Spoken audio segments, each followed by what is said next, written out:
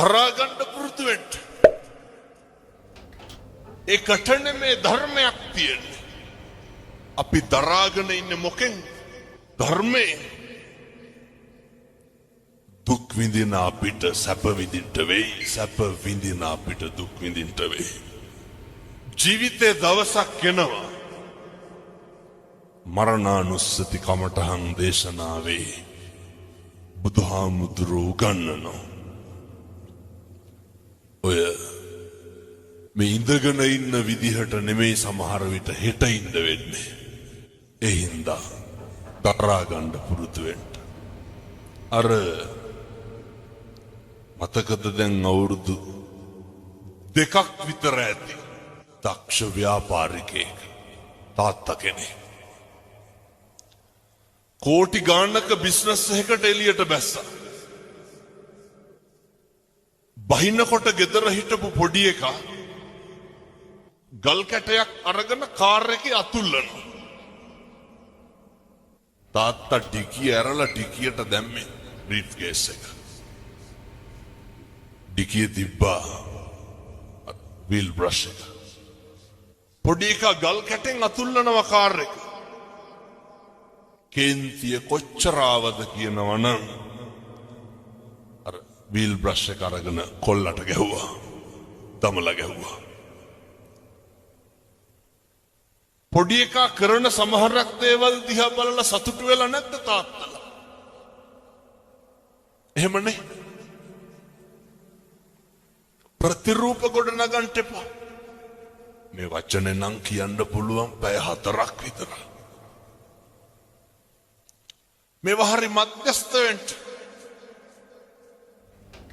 දුකක් ඇති වෙනවා නම් පින්නතුනේ, ප්‍රශ්නයක් ඇති වෙනවා නම්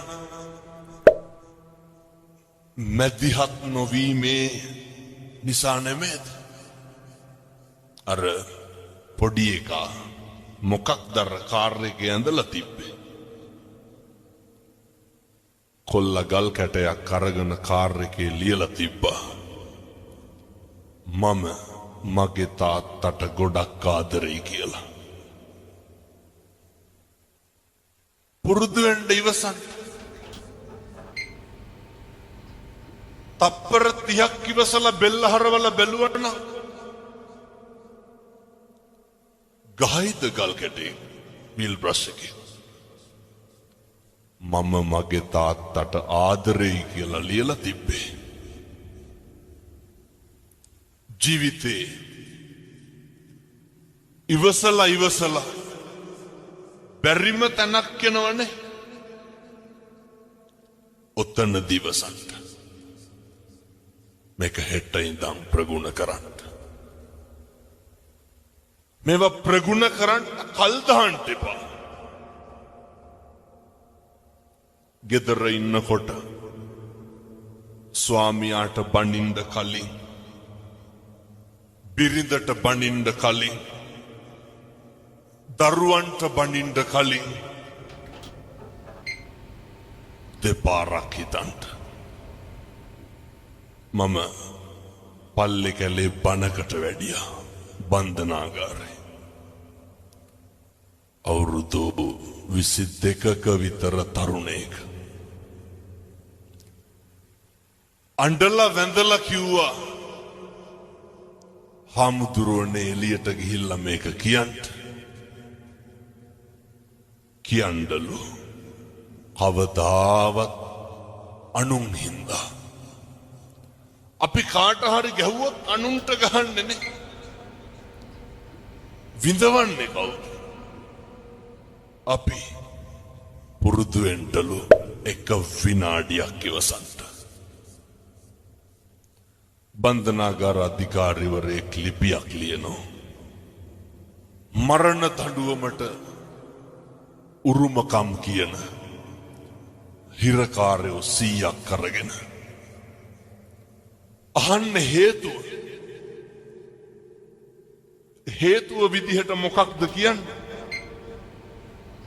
මහත්තයෝ එක විනාඩියක් ඉවසපු නැති එක. එක විනාඩියක් ඉවසුවා නම් මොකද වෙන්නේ? පිහියෙන් අනීද? වෙඩි තියයිද? බෙල්ල කපයිද? නැහැ. අම්මේ තාත්තේ පුරුදු වෙන්න. මේකක්වත් අපිට ඕන විදිහට වෙන්නේ නැහැ. බුදුවරු කොහොමද පැහැදිලි කරේ? අචින්තිතම්පි භවති චින්තිතම්පි විනස්සති. මේ ලෝකේ කවදාවත් හිතන දේ වෙන්නේ නැහැ. වෙන දේ හිතා ගන්නත් බෑ. එහෙම නෙමෙයිද? ඕක අපි දන්නවනේ. මොකක්ද අපි කියලා මේ ලෝකෙ වෙන්නේ? මේක හැම එකක්ම වෙනස් වෙනවා. නැත්ද? මොකක්ද වෙනස් වෙන්නේ නැත්තේ? දරුවෝ වෙනස් වෙනවා. කියනවා නේද? බැඳ ගමන් පවුල් දෙදරනවා කියලා. එක මේක හැටි. මේ ලෝකේ හැම එකක්ම වෙනස් වෙනවා නම් අපි නඩත්තු කරන අපේ ළඟම තියෙන වස්තුව මොකක්ද? අපේ ඇඟ, අපේ ශරීරය නේ. මේ කෙස් ටික වෙනස් වෙන්නේ නැද්ද? මම මේ කියන්නේ බාහිරේ පැත්තකින් තියලා අපිට ඕන විදිහට ඕක තියාගන්න පුළුවන්. කවුද ඇමරිකාවේ පොප් ගායකයා අවුරුදු 100කට විතර වැඩියෙන් ඉඳ හිටියේ? Michael Jackson. මොනවාද ජැක්සන්ට තිබ්බ අඩුපාඩු? අපිට දැන් මොකක් හරි වුණොත් හික්කඩුවටන උපරිම යන්න තියෙන. අය මොකෝ දැන් නව ලෝකෙට යන්නේ. ඔය තියෙන එක දාගෙන යන මයිකල් ජැක්සන්ට මොනවාද නොතිබ්බේ? ඇඟේ හැම කොටසක්ම ගබඩා කරලා තිබ්බනේ.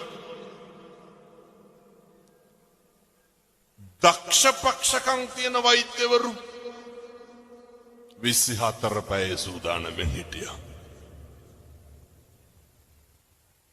මරුනේ නැත්. අපි ගැන කවර කතාද? කොරෝනා තිබ්බනේ නේ. මහරජා මරුනේ නැත්. මොකද සල්ලි නැතුවද? මංගල සමරවීර මහත්තයා දඩබ්බර සල්ලිකාරයෝ මැරුන්නේ නැද්ද? ගම්වල අපිට තිබ්බේ දෙතුන් පාර හොදපු මාස්ක් එක විතරයි. කම්මං දල්හං කින්ති කරෝමි. කර්මය දැඩි වුණාම හැම එකක්ම මේක වෙනස් වෙනවා. මතක තියාගන්න. තල්ල කඩි කාලා මිනිස්සු මැරෙනවා, නයි කාලා බේරෙනවා. එහෙමයි. අපේ කියලා අපි තියාගෙන හිටපු අපේ මේ ශරීරය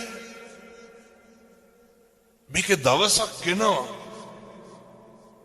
අර බුදුහාමුදුරුවෝ ගන්නන්නේ මගේ නිකන් ටැග්ලයින් එක වගේ තියෙන්නේ අත්තාහි අත්තනෝ නත්ති. හරි සනාතනයි. අපේ අතින් අපිට වතුර ටිකක් බොන්න බැරි දවසක් එනවා. එහෙම නෙමෙයිද? මොනවාද වෙනස් වෙන්නේ නැත්තේ? දරුවෝ වෙනස් වෙනවා.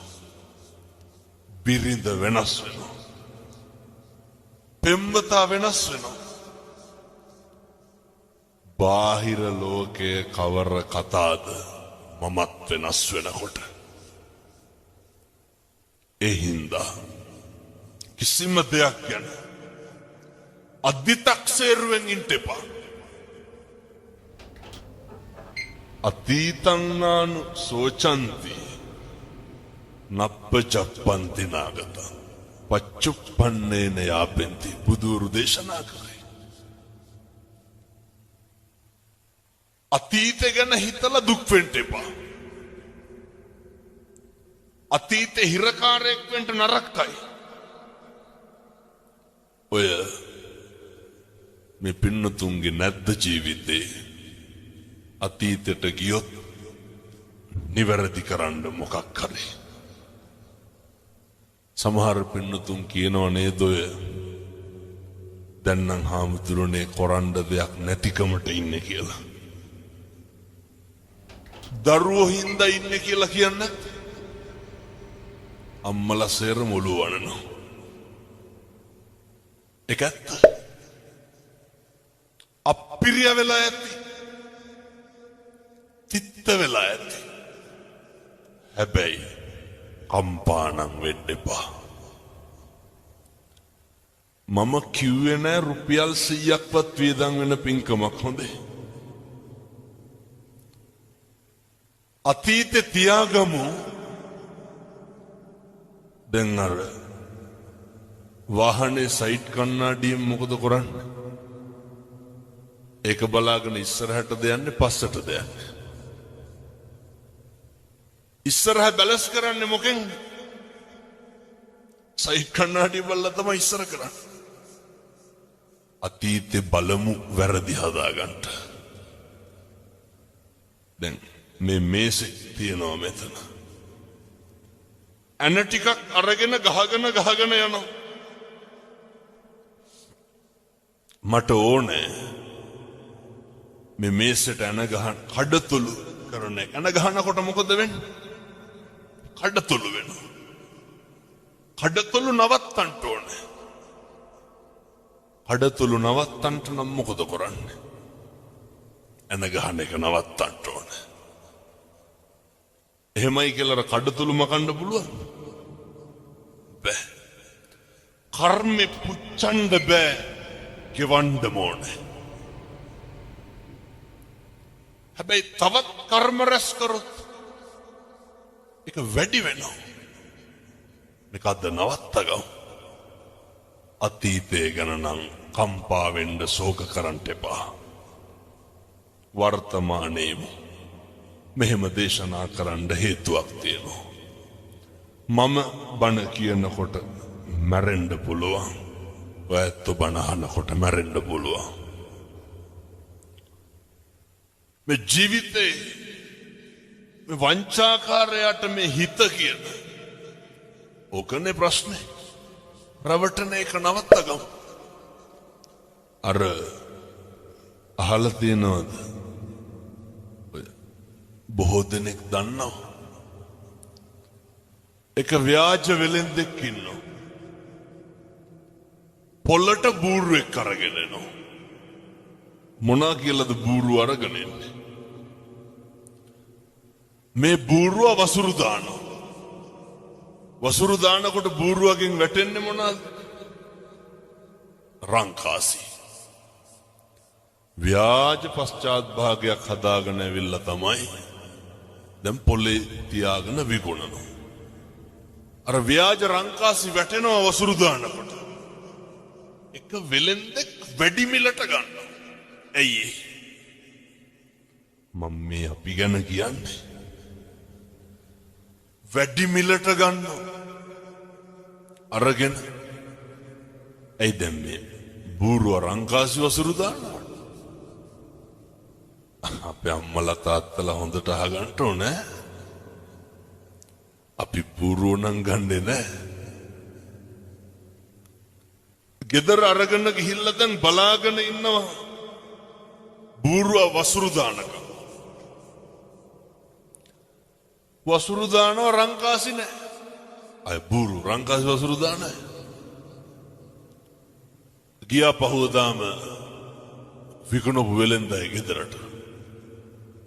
යනකොට ගෙදර හිටියේ නෑ.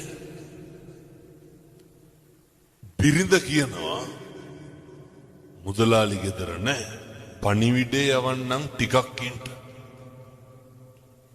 එහෙම කියලා ගෙදර හිටපු බල්ලට ගැහුවා. ගහලා කිව්වා මහත්තයා එක් කරගෙන වරෙන් කියලා. බල්ලා ගහනකොට දුවනවනේ බල්ලෝ ඉතින් හොරතල් වෙන්නේ. ඒ විදිහෙම බල්ලෙක් එක්ක අර ව්‍යාජ වෙලෙන්ද ආවා. ඇවිල්ලා දැන් අර බූරුව සල්ලි වල ගත්ත මනුස්සයට පුදුමේ මොකක්ද? මේ පණිවිඩ කියන බල්ලෝ ඉන්නවා. දැන් අර යකාට බූරුව අමතක වුණා. දැන් මොකේටද පොර කන්නේ? අපිමයි.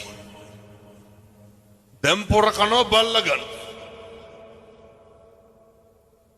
හැරිලා බැලුවොත් නරකද අතීතේ. එකපාරක් මදිද රැවටුණා. මේ හිත කියන වංචාකාරයා. බල්ල සල්ලි වලට අරගෙන යනවා ගෙදර. ගිහින් දීලා බිරිඳට කියනවා මං ඒ කියන විදිහටම කියන්න. තමුසේ එන්න ඕනේ මං හොයන්න. බල්ලට ගහලා පණිවිඩය කියනවා. බිරිඳ පහුවදා මොකද කරේ ඌමනාවකට. බල්ලට ගහලා පණිවිඩ. බල්ලු පණිවිඩ කියන බල්ල දිව්ව යන්න. දැන් පහදන්න බෑ. පහෝදා 25ක් 30ක් විතර ආවා. ගෙදර ගියා මුදලාලි. ඒත් අර ව්‍යාජ වෙලෙන්ද ගෙදර නැහැ. ඊට පස්සේ ටිකකින් ආවා.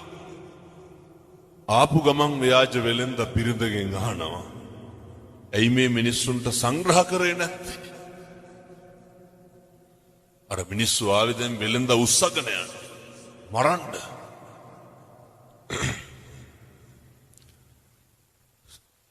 සංග්‍රහ කරේ නැත්තේ ඇයි කියලා අහන්න ගමන්ම ව්‍යාජ වෙලෙන්ද මොකද කරන්නේ? ව්‍යාජ පිහියකින් බිරිඳගේ බෙල්ල කපනවා. ව්‍යාජයි හොඳේ. අර ගෑනිත් වැටෙනවා. අර ආපු මිනිස්සු සේරම තක්කු මුක් වෙනවා. මොකේද? බෙල්ල කැපුවානේ. අහනවා ඇයි මැරුවේ? නෑ මට කේන්ති ගියා ඔය කට්ටියට සලකපු නැති හින්දා. දැන් මිනිස්සු අහනවා දැන් කොහොමද පණ ගන්න? ඒකට බය වෙන්න එපා. මං ගාව නලාවක් තියෙනවා. නලාව ගහපු ගමන් එනවා පණ එනවා. බොරුවටනේ වැටුනේ. දෙපාරයි නලාව පිම්බි අර ගෑනු කෙනා නැගිට්ටා. දැන් ආපු සේරම පොර කනවා මොකේද? නලාව සල්ලි වලට ගන්න. පොර කාලා අරගෙන ගියා. ඔය අපේ තාත්තලාටත් හිතිලා නැද්ද එහෙම? කොච්චර කියලාද මේ අම්මලාට තෝ මරනවා කියලා. මේ පැතිවල එහෙම කියන්නේ නැතුව ඇති. මං කියන අනිත් පැතිවල ටිකක් තඩි ඔට්ටු තට්ටු වෙනවා වැඩි ගෙවල් වල. තාත්තලා කොච්චර කුණු හරපෙන් බැලලා ඇද්දනේ. මං කියන්නේ එහෙමයි බොහෝ පිරිස්. මෙහෙම කියනකොට තාත්තලා හිතන ඇති ඕකේ අනිත් පැත්ත. කෙසේ හෝ වේවා නලාව අරගෙන ගෙදර ගියා. පැත්තකින් තියලා දැන් හැන්දෑවේ ගෙදර ඉන්නකොට ගෙදර දබරේ දෙන්නගේ. නලාවක් තියෙන එකේ බය වෙන්න දෙයක් නැහැනේ. ගහලා මැරුවා. ටිකක් ඉඳලම පිඹින්නම් කියලා හිතලා අරගෙන පිඹිනවා. පිම්බට මල කඳන් වලට පණ එන්නේ. බූරුවට රැවටුණා, බල්ලට රැවටුණා, නලාවට රැවටුණා. මුළු ගමම ගියා ව්‍යාජ වෙලෙන්ද හොයාගෙන. අරගෙන ගිහිල්ලා ගෝණියකට දාලා කට බැන්දා. ගමම යනවා දැන් ගම් මුහුදට විසිකන්න. යනකොට මහන්සියටත් එක්ක මග තියලා පොඩ්ඩක් බුදිය ගත්තා. ගෝණිය හේතු කරලා හරක් 300ක් දක්කගෙන වෙලෙන්දෙක් යනවා. එඬේරෙක් යනවා. මේ ගෝපල්ලා බලනවා දැන් අර මිනිස්සු බුදු ගෝණියක් තියෙන. කටල්ල හෙලා බැලුවා. ඇතුලේ කවුද හිටියේ? අර ව්‍යාජ වෙලෙන්ද. ගෝණිය ලැහෙනකොටම වෙලෙන්ද කියනවා ගොපල්ලට කෑ ගහන්න එපා. මේ මිනිස්සු එක්කහුව වෙලා මම මේ හොඳ තැනකට කසාද බන්දන් අරගෙන යන්නේ මං කැමති නෑ. ගොපල්ලා කල්පනා කරුවා මොකක්ද? හොඳ තැනකින් බැඳ ගන්න පුළුවන්. ඉවරයක් තියනවද මේ රැවටෙන එකේ? වහිනා වෙලා ඇහුවා වගේ නෙමෙයි හොඳ හැදෙන්නත් ඕන. අපි හැදෙන්නේ නැහැ. අය මේ ජීවිතය යන පළවෙනි බණයි. කොච්චරවත් අහලා ඇති ඊට කලින්. ගොපල්ලට කියනවා තමුසේ කැමති නම් හොඳ තැනකින් බැඳ ගන්න පුළුවන් ගෝණියට බහැපන්. ගොපල්ලත් ඒකමයි කාර්යය කියලා ගෝණියට බහිනවා. ව්‍යාජ වෙලෙන්ද කට බැඳලා හරක් ටිකක් තරම් ගෙදර යනවා. ගමේ මිනිස්සු මොකද කරන්නේ? ගෝණිය පිටින් අරගෙන ගිහිල්ලා මොහොතට විසික් කරනවා. මොහොතට විසික් කරනවා. මොහොතට විසික් කළා පහු ගමට එනකොට මෙන්න අර ව්‍යාජ වෙලෙන්ද ඉන්නව හරක් 300ක් එක ගෙදර. ගමේ මිනිස්සුන්ට පුදුමේ. ගමේ මිනිස්සු අහනවා දැන් මොහොතට දාලා අපි කොහොමද දැන් මේ ගෙදර ඉන්නේ? ව්‍යාජ වෙලෙන්ද කට උල් කරලා කියනවා ඔයාලා මාව මොහොතට විසික්කා. මේ ශ්‍රියාකාන්තාව වැඩියා. මං වඩා ගත්තා. හරක් 300ක් එක ගොඩින් තිබ්බා. දැන් ගමේ උන් පොර කනවා මොකේද? ශ්‍රියාකාන්තාවගෙන් හරක් ගන්න. අහනවා ව්‍යාජ වෙලෙන්දගෙන් අපිටත් බැරිද අරන් ගන්න? ලැජ්ජ නැති හැටි. වෙලෙන්ද මොකද කියන්නේ? පුළුවන්. මුළු ගමම බස්සනවා ගෝණි වලට.